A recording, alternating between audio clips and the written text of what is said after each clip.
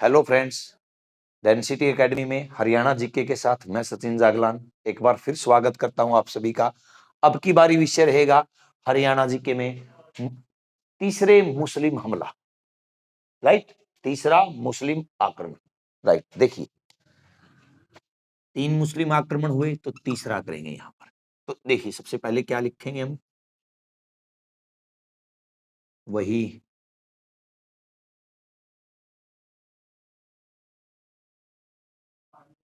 India का map. ये क्या प्रांत, कौन सा क्षेत्र है अपना, सिंध प्रांत। और ये याद होगा आपको, हिंद प्रांत। राइट, अब यहां एक प्रदेश होता है गजनी। इस प्रदेश का क्या नाम है, गजनी। तो अब इसके क्या हो गए भाई, छोटे छोटे टुकड़े हो गए भाई। तो ये एक छोटा हा प्रदेश है ना, ये प्रदेश। तो ये प्रदेश, इस प्रदेश का नाम है गौर और इसका शासक है मोहम्मद गोरी। विषय समझ में आया आपको, मोहम्मद गोरी। अब मोहम्मद गोरी क्या करता है, भारत पर आक्रमण करता है। ये पैदल सेना है, ये घुड़सवार सेना है, ये हाथियों पर तैनात सेना है, ये रथ सेना है। यानी कि कुल मिलाकर जो आते हैं ना, वो सथल मार्ग है भाई, जल मार्ग या वायु मार्ग नहीं है। राइट, और मोहम्मद गोरी यहां सिंध प्रांत में, वही खैबर दर्रा हिंदकुश पर्वत को पार करके सिंध प्रांत में पहुंच जाता है भाई। सिंध प्रांत में यहां होता है मुल्तान और पेशावर, दो स्थान। अब मुल्तान पर और पेशावर पर आक्रमण कर देता है, कब की बात है, 1175 में। और इन पर अपना अधिकार कर लेता है। यानी कि प्रश्न कब बना, मोहम्मद गोरी ने भारत पर आक्रमण कब किया या सिंध प्रांत पर अधिकार कब किया, 1175 में। अब ये भी सोचता है कि यहां पर जो मंदिर था वहां लूटपाट थी, यहां तो नहीं। तो ये डायरेक्ट यहां से आता है भाई, यहां सेना पहुंचा देता है मुल्तान, कुछ यहां से, बहुत सी सेना हो जाती है। इस क्षेत्र का नाम उस टाइम पे तो सोमनाथ था। अब यहां क्षेत्र है पाटन। राइट, और पाटन का राजा है भीमसेन, और वो भी द्वितीय। यहां आक्रमण करता तो भीमसेन से मुकाबला होता है, तो भीमसेन उसको क्या कर देता है, गोरी को हरा देता है।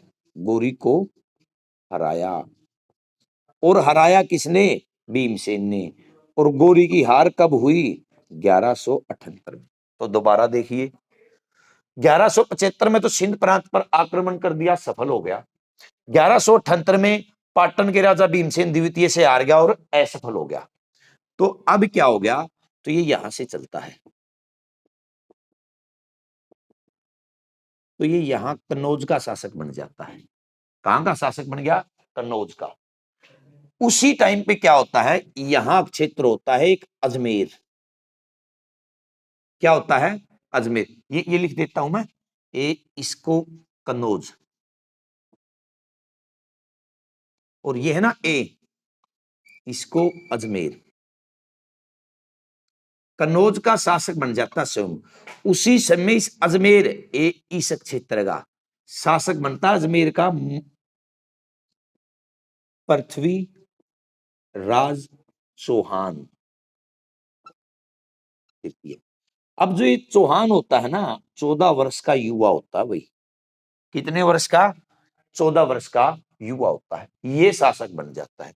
अचानक अकाल पड़ जाता है, तो यहां एक क्षेत्र होता है बटिंडा।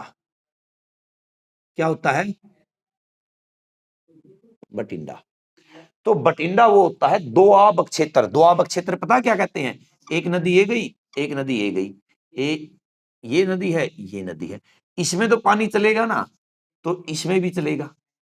तो जो ये क्षेत्र है ना, ये क्षेत्र दो नदियों के मध्य का मुहाना, इसको दोआब क्षेत्र बोलेंगे। क्योंकि इस नदी का पानी भी मिलता रहेगा, इसका भी मिलता रहेगा, नदियों की नमी भी बनी रहेगी, तो यहां अधिक पैदावार होती है। अकाल के दौरान भी फसलें पैदावार होती है, इसलिए इसको क्या बोलेंगे, दोआब क्षेत्र। और ये क्या था, बठिंडा दोआब क्षेत्र था। अब इसने समझा कि बठिंडा पर अधिकार करूं, इसने समझा कि मैं भी बठिंडा पर अधिकार करूं। दोनों राजा बठिंडा पर अधिकार करना चाहते हैं। अब ये बठिंडा का मुआयना करने जाता है, बहुत लंबा सफर हो गया भाई। ये बठिंडा का मुआयना करने जाता है और भी लंबा सफर हो गया, प्रॉब्लम होगी लंबा सफर की, अकाल पहले ही पड़ा हुआ है। अब ये समझदारी से काम लेता है, कौन? पृथ्वीराज चौहान। क्या करता है, यहां बठिंडा के और अजमेर के करीब बीच में एक एच के नाम से किला बना देता है, असीरगढ़ क्षेत्र में। कहां किला बना देता है? असीरगढ़ में। उसको असीरगढ़ का किला भी कहते हैं। अब इस असीरगढ़ का नाम बदलकर क्या हो गया? हांसी हो गया, जिसको हांसी का किला भी कह देते हैं। राइट, ये बना देता है। मोहम्मद गौरी सोचता है कि अब तो यहां पर अधिकार किसका होगा भाई? पृथ्वीराज चौहान का। तो कहता है क्यों ना इस किले पर यह अधिकार कर लूं। तो मोहम्मद गौरी किले पर अधिकार करने के लिए आगे बढ़ता है, पृथ्वीराज चौहान अपने किले को बचाने के लिए आगे बढ़ता है। तो तब तक 1191 आ जाता है भाई, 1191। तो 1191 में पहली लड़ाई होती है भाई, पृथ्वीराज चौहान और मोहम्मद गौरी के मध्य। तो इस लड़ाई को पता क्या कहते हैं? तराइन का प्रथम युद्ध, तरावड़ी का प्रथम युद्ध, तरोड़ी का प्रथम, तीन नामों से जानते हैं। राइट, तो किस किस की होती है ये? मोहम्मद गौरी की, और कौन होता वर्सेस इसके? पृथ्वीराज चौहान की, दोनों की होती है। तो इसमें गौरी की बुरी तरह से हार हो जाती है और चौहान क्या हो जाता है? जीत जाता है। तो आपने सुना होगा, सुभाष सारंग जी की वीडियो भी देखी होगी कभी। क्या होता है? पृथ्वीराज चौहान का सेनापति होता है जयचंद, जिसको गद्दार की संज्ञा दी गई। वो यहां बहुत मजबूती से लड़ता है और चौहान को जिता देता है। उसकी लड़की होती है संयोगिता, जिससे पृथ्वीराज चौहान प्रेम करता है और शादी करना चाहता है। छुप छुप के मिलते हैं, तो छुप छुप के मिलने की स्टोरी को एक तीसरा व्यक्ति लिखता रहता है, हरदम इनके पास रहता है, छुप के इनको देखता है। जो भी बात मुलाकात होती है, जहां होती है, जिस दिन होती है, जितनी देर होती है, वही बात नोट कर लेता है। राइट, उसका जिक्र भी बाद में आएगा। चलिए, अब इसके बाद इसका सैनिक होता है ना, सेनापति होता है, वो इस बात से नाराज होता है कि ये मेरी लड़की से शादी करना चाहता है, और वो इसके साथ मिल जाता है, मोहम्मद गौरी के साथ। अब बात आती है 1192 की। तो वही युद्ध तराइन कह लें, या तरावड़ी बोले, या तरोरी बोले, यही युद्ध। ये पहला युद्ध था, तो ये कौन सा मान लिया हमने? दूसरा युद्ध। किस किस के मध्य होता है ये? गौरी और चौहान के मध्य। किस किस के मध्य हुआ? गौरी और चौहान के मध्य। इसमें क्या होता है? इसमें मोहम्मद गौरी जीत जाता है और पृथ्वीराज चौहान हार जाता है। ओके, तो इन दोनों युद्धों का जिक्र मिलता हमें एक पुस्तक में, ठीक, यानी कि तराइन युद्धों का वर्णन एक पुस्तक से मिला, और पुस्तक का नाम क्या था? तबकात ए नासिरी से। और इसके लेखक है ना, लेखक थे मीनहास उस सिराज। कौन थे लेखक? मीनहास उस सिराज। अब जो इसका सेनापति था ना, अब उसके साथ इसकी लड़ाई हो जाती 1194 में, मोहम्मद गौरी की। उसको कहते हैं चंदावर का युद्ध। कौन सा युद्ध कहते हैं? चंदावर का युद्ध। इसमें किस किस के मध्य होती है?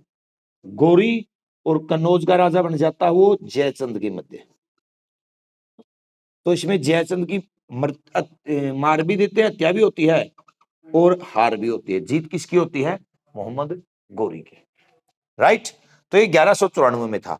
अब यहां जो पृथ्वीराज चौहान संयोगिता मिलते थे ना आपस में, उनकी जो बातों को लिखता था एक व्यक्ति, उसने भी एक पुस्तक लिख दी। उसका नाम था चंदर बरदाई। चंदर बरदाई नामक व्यक्ति ऐसा था जो छुपकर इनकी बातों को लिखता था। पृथ्वीराज की बातों को। और उसने जो पुस्तक लिखी ना, इसकी पुस्तक का नाम क्या रखा? क्या थी पुस्तक? पृथ्वी राज रसो। चंद्र बरदाई ने जो पुस्तक लिखी ना, उस पुस्तक का नाम क्या रखा? पृथ्वीराज रसो। राइट। और इस तरह आगे बढ़ते गए गौरी के अधीन ये सारा साम्राज्य आ गया भाई। मोहम्मद गौरी के अधीन भारत का साम्राज्य आ गया। अब गौरी है ना, गौरी गुलाम बहुत पसंद थे और गुलाम रखता भी था। तो इस गौरी का एक नजदीकी गुलाम था कुतुबुद्दीन ऐबक। कौन था? कुतुबुद्दीन ऐबक। अब इसके अनुसार गौरी सुबह सुबह टहलने के लिए निकला था। कब? 1206 में। तो इसकी हत्या कर दी गई। कहां? दिल्ली के पास। जो हत्या की ना, वो पृथ्वीराज चौहान की सेना में जो सैनिक रहे थे ना, उन्होंने की थी। क्या थे? माना जाता है कोई खोखर मल व्यक्ति था। कोई खोखर उसका सरनेम होगा, खोखर मल नाम होगा, इस तरह खोखर मल था। वो जाट जाति का था। इस खोखर मल जाट ने क्या कर दी? गौरी की हत्या कर दी। गौरी की हत्या के बाद कौन बचा? उसका प्रमुख गुलाम कुतुबुद्दीन ऐबक। जितना गौरी का साम्राज्य था ना, उसको कुतुबुद्दीन ऐबक ने अपने अधीन कर लिया और स्थापना कर दी दिल्ली सल्तनत की। राइट। ऐसे ही नए विषय के साथ फिर मिलते हैं दिल्ली सल्तनत के साथ। उम्मीद करता हूं मोहम्मद गौरी विषय आपको अच्छा लगा।